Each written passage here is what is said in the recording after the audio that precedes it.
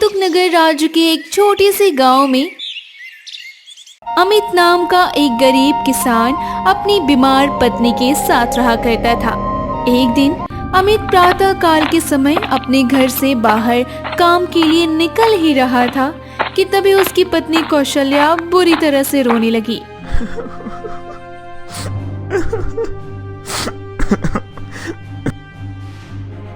अरे अरे, क्या हुआ कौशल्या? तुम ठीक तो हो? मुझे लगता है अब ये मेरी बीमारी मेरी जान लेकर ही जाएगी। चुप रहो कौशल्या, कुछ भी बातें करती हो। तुम्हारे अलावा भला इस संसार में मेरा है भी कौन? अब मैं तुम्हारे ऊपर और अधिक बोझ नहीं बनना चाहती। तुम मेरी वजह से कितने चिंता में रहते हो। अरे ऐसी बातें मत करो कौशल्या। मुझे मेरे हालातों ने तोड़कर जरूर रख दिया है, परंतु मैं हिम्मत नहीं हारूंगा। मैं तुम्हारा इलाज बड़े वैद्य से करवाऊंगा। मैं तुम्हारा साथ इतनी जल्दी नहीं छोड़ूंगा। कौशल्या, आखिरी सांस तक हम साथ निभाएंगे एक दूसरे का। इतना कहकर अमित सीधा अपने गांव के मुखिया के घर पर चला गया। मुखिया अमित को सुबह सुबह प्रातः काल अपने घर पर देखकर एकदम से चौंकता हुआ बोला, अरे क्या बात है अमित, आज खेतों में जाने की बजाय तुम मेरे घर का रास्ता कैसे भूल गए हो? क्या आज तुम्हें खेत में नहीं जाना? मुखिया जी, मेरी पत्नी की तबीयत बहुत अधिक खराब है। अब मुझसे उसकी ऐसी हालत नहीं देखी जाती। अरे हाँ हाँ ठीक है, मैं क्या करूं? अरे भाई, तुमने अब तक जितनी भी फसल दी मैंने उन सब की कीमत तो तुम्हें दे दी है, और अब मैं क्या करूं? मुखिया जी, मुझे धन की बहुत आवश्यकता है। अमित की बात सुनकर मुखिया क्रोधित होता हुआ अमित से बोला, अरे जितना मैं तुम्हें देता हूँ उतना ही मैं बाकी किसानों को भी देता हूँ। इससे अधिक धन की आशा मुझसे मत रखना। और रहा सवाल तुम्हारी पत्नी का, अरे वो जिए या मरे मुझे क्या फर्क पड़ता है, समझे कि नहीं? चलो निकला यहाँ से। मुखिया का इतना कठोर जवाब सुनकर अमित मुंह लटकाकर उसके घर से बाहर निकल गया। अमित कुछ कदम दूर चला कि तभी उस गांव का एक बूढ़ा आदमी मिल गया। अरे क्या बात है अमित, ये तुम्हारे चेहरे पर आज उदासी कैसी?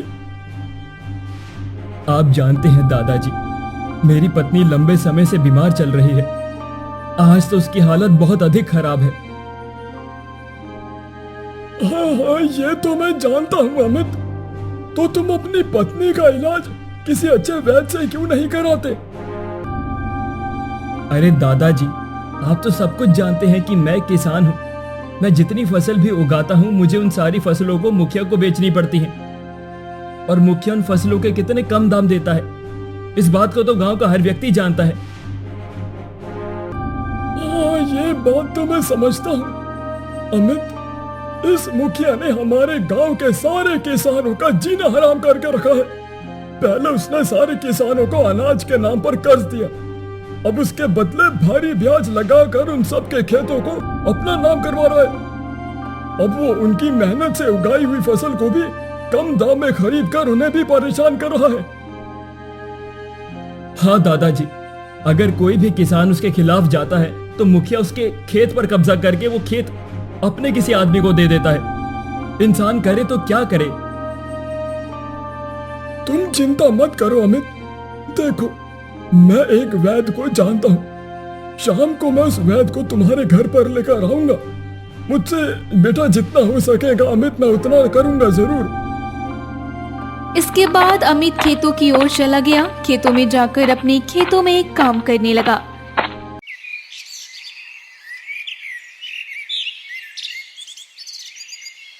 शाम को बूढ़ा आदमी उस वैद्य को अमित के घर पर ले आया। वैद्य अमित की पत्नी कौशल्या की ओर देखकर अमित से बोला, देखो, तुम्हारी पत्नी की हालत गंभीर है अमित। इनकी बीमारी बढ़ती जा रही है। अगर सही समय पर इन्हें जड़ी बूटी नहीं दी गई तो इनकी बीमारी सही नहीं होगी। क्या? तो फिर मुझे जल्दी से बताइए, वो कौन सी जड़ी बूटी है, कहाँ मिलेगी?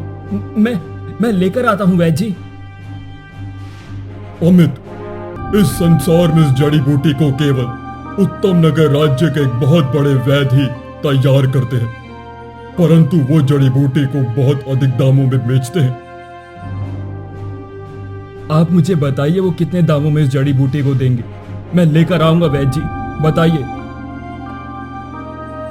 देखो, अगर तुम्हारे पास 50 सोने के सिक्के हैं तो तुम बड़ी आसानी से जड़ी बूटी को खरीद कर ला सकते हो और तुम्हारी पत्नी की बीमारी भी सही हो जाएगी।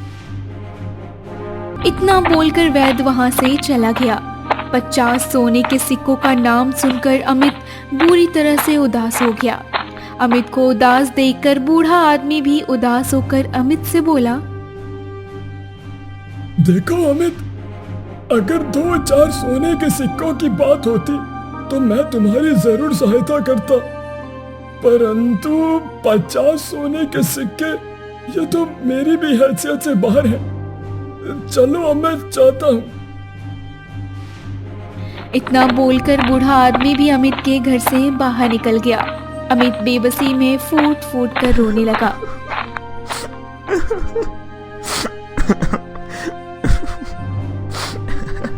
आप मेरे खातिर अपनी कीमती आंसुओं को मत बहाइए।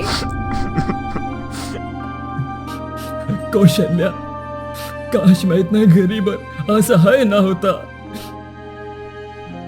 इतना बोलकर अमित चुपचाप अपने घर से बाहर निकल गया और बाहर बैठकर आंसू बहाने लगा।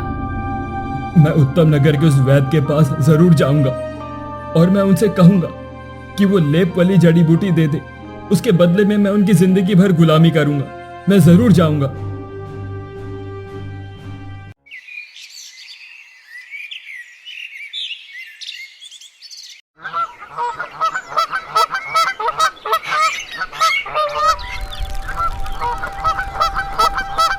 उसके अगले दिन अमित उत्तम नगर के उस वैद्य के घर पर चला गया, मगर उसने देखा कि उसके घर पर भीड़ लगी हुई थी। अमित वहां खड़े एक व्यक्ति से बोला, भैया, मुझे वैद्य जी से मिलना है।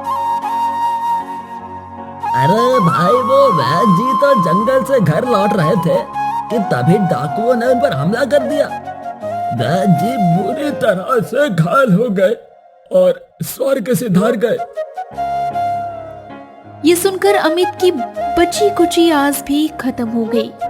अमित उदास होकर दोबारा अपने घर चला आया।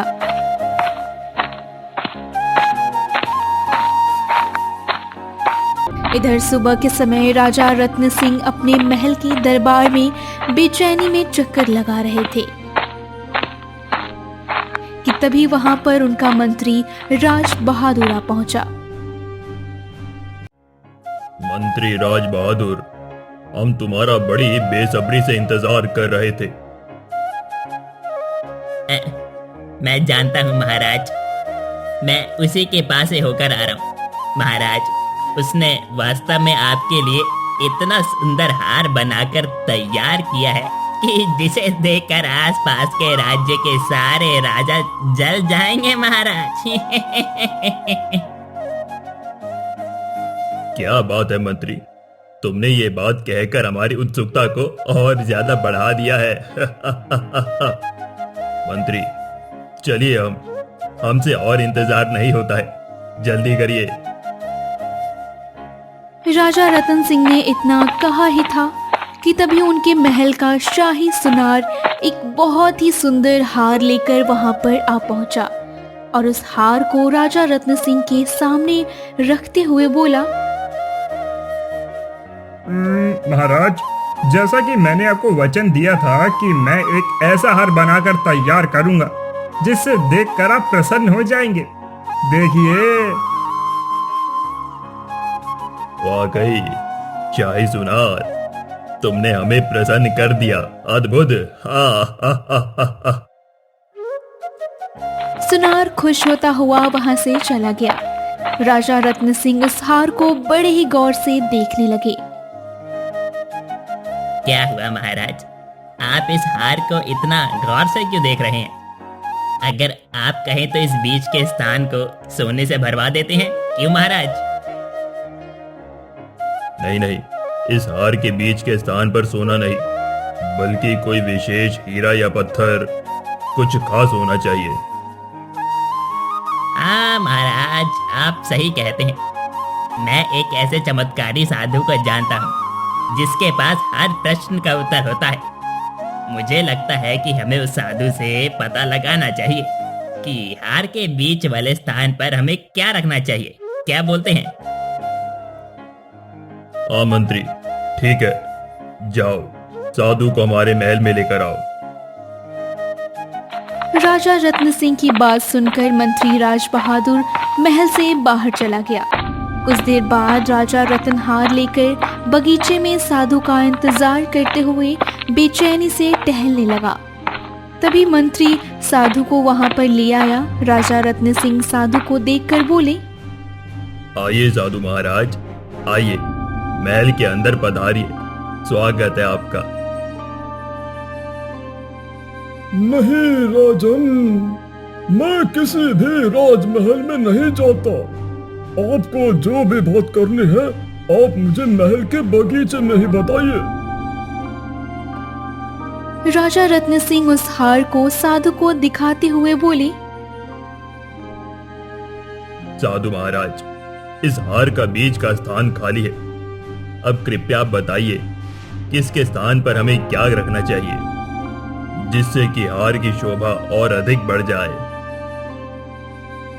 साधु उस हार को बड़े ही गौर से देखते हुए एक बड़े रहस्यमयी अंदाज में राजा रत्न सिंह से बोला,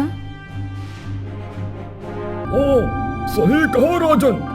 उस रहस्यमयी जंगल में एक बहुत सुंदर झील बहती है। कहते हैं उस झील के किनारे एक रहस्यमयी पेड़ में फल लगता है। अगर कोई भी व्यक्ति उस फल को तोड़ने में कामयाब हो गया तो वो फल रंग बिरंगी किरणों से एक सुंदर पत्थर में परिवर्तित हो जाएगा और वो आपके हार में रंग बिरंगी किरणों से चमकने वाला पत्थर बहुत ही अच्छा लगेगा। अच्छा, अगर ऐसी बात है तो हम उस पत्थर को लेकर आएंगे।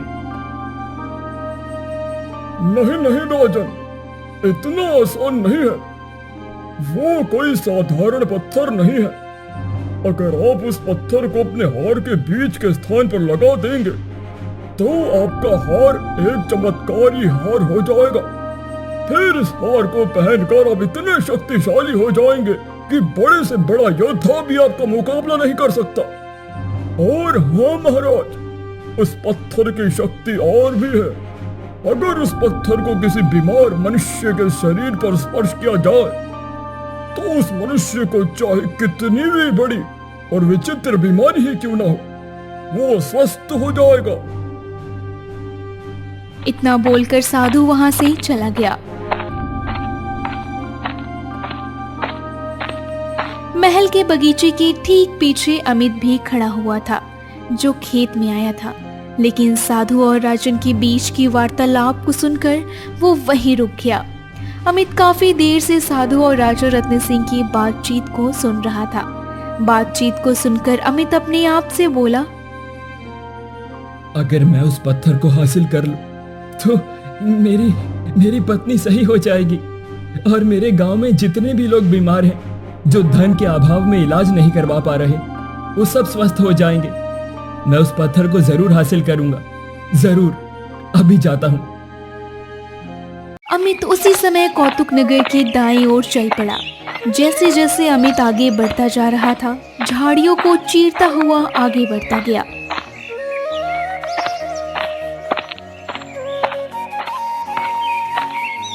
आखिर वो झील कहाँ गई जिसके बारे में साधु महाराज बता रहे थे? बड़ी अजीब बात है, कुछ देर पहले तक तो यहाँ पर कोई भी नहीं था।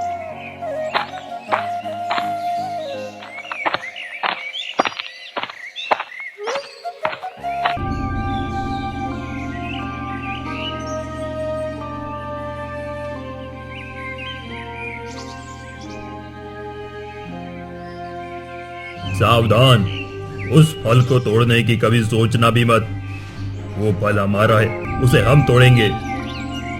अमित ने देखा कि राजा रत्न सिंह और उसका मंत्री राज बहादुर अपने घोड़े पर सवार थे। राजा रत्न सिंह अपने घोड़े से उतरकर अमित के नजदीक आकर खड़ा होकर बोले, कौन हो तुम और कहां से आए हो? अमित ने राजा रतन सिंह को सारी घटना बताते हुए बोला, महाराज, मेरी पत्नी बीमार है और मैं अपनी पत्नी से बहुत प्रेम करता हूँ। उसके बिना मैं जीवित नहीं रह सकता।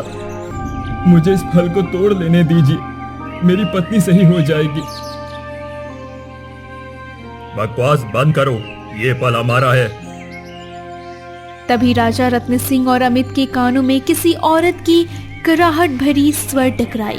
उन दोनों ने देखा कि झील के किनारे एक बूढ़ी औरत लेटी हुई कराह रही थी। अमित उस बूढ़ी औरत को देखकर बोला, बड़ी अजीब बात है, कुछ देर पहले तक तो यहाँ पर कोई भी नहीं था। मैं यहाँ पर काफी देर से लेटी हुई हूँ बेटा, तुम मुझे देख नहीं पाए होगे। मैं यहीं पास की झोपड़ी में रहती हूँ। क्या तुम मुझे मेरे बेटे के पास पहुँचा दोगे क्या? राजा रत्न सिंह क्रोधित अवस्था में उस बूढ़ी औरत से बोले, अरे अगर तुम चल फिर नहीं सकती तो यहाँ तक कैसे आ गई? आई तो अपने पैरों पर चल कर थी बेटा, लेकिन मुझे एक विचित्र बीमारी है।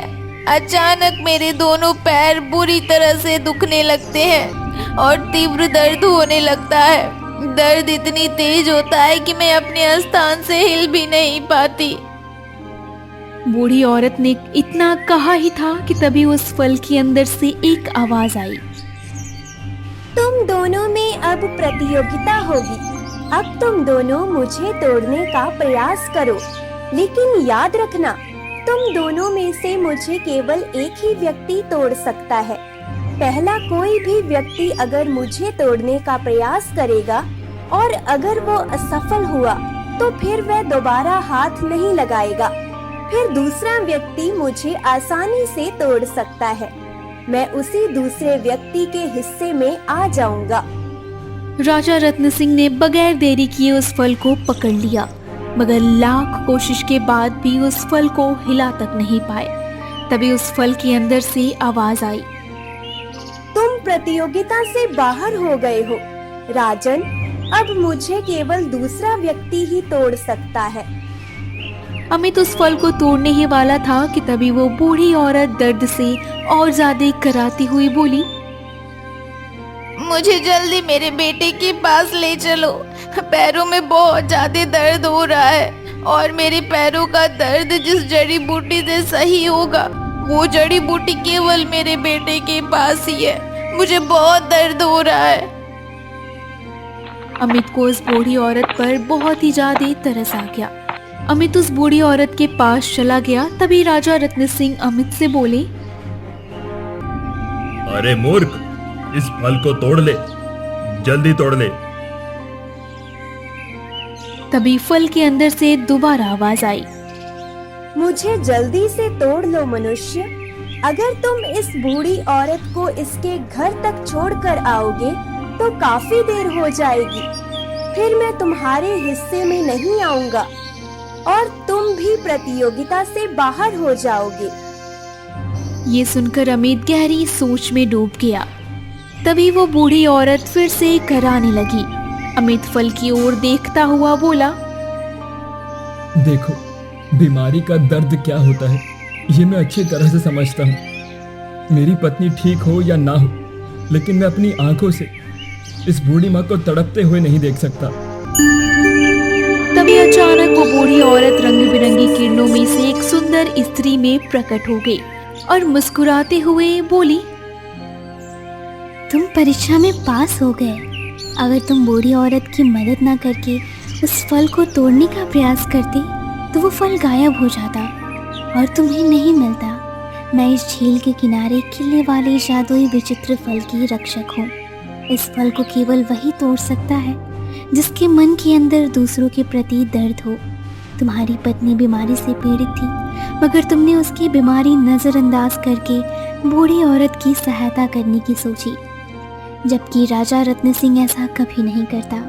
अब तुम उस फल को तोड़ सकते हो और ये फल अब से तुम्हारा है। इतना बोलकर वो सुंदर स्त्री वहां से गायब हो गई। अमित ने जैसे ही उस फल को तोड़ा, अचानक वो फल एक रंग बिरंगी किरणों से पत्थर में परिवर्तित हो गया। राजा रत्न सिंह मुस्कुराता हुआ अमित से बोला, इस पत्थर के असली हकदार तो तुम हो। जाओ, इस पत्थर को ले जाओ और कल मुझसे महल में आकर मिलना। अमित तुरंत उस पत्थर को लेकर अपने घर आ गया। अमित ने जैसे ही वो पत्थर अपनी पत्नी के शरीर पर स्पर्श किया, उसकी पत्नी स्वस्थ हो गई।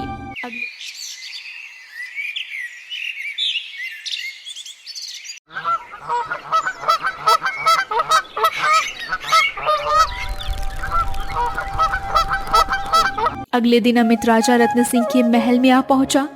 राजा रत्न सिंह अमित से बोले, अमित, मैं ही मूर्ख था जो अपने हार के बीच के खाली स्थान को भरने की सोच रहा था। मैं अपने हार के बीच के स्थान पर एक नायाब वस्तु रखना चाहता था, परंतु तुम्हें देखकर मैं समझ गया कि मेरे राज्य में सबसे अधिक नायाब और कीमती तो तुम हो, क्योंकि तुम्हारा मन सच्चा है और आज से तुम मेरे राजमहल में मेरे सलाहकार बनकर रहोगे और मुझे सही मार्गदर्शन दोगे। तो फिर महाराज, सबसे पहले मेरे गांव के किसानों को मुखिया के अत्याचारों से मुक्ति दिलवाइए। इतना बोलकर अमित मुखिया के अत्याचारों के बारे में राजा रत्न सिंह को बताने लगा। राजा रत्न सिंह ने उसी समय मुखिया को अपने महल में बुलाकर बंदी बना लिया और उस दिन से अमित राजा रत्न सिंह का सर्वप्रिय सलाहकार बन गया।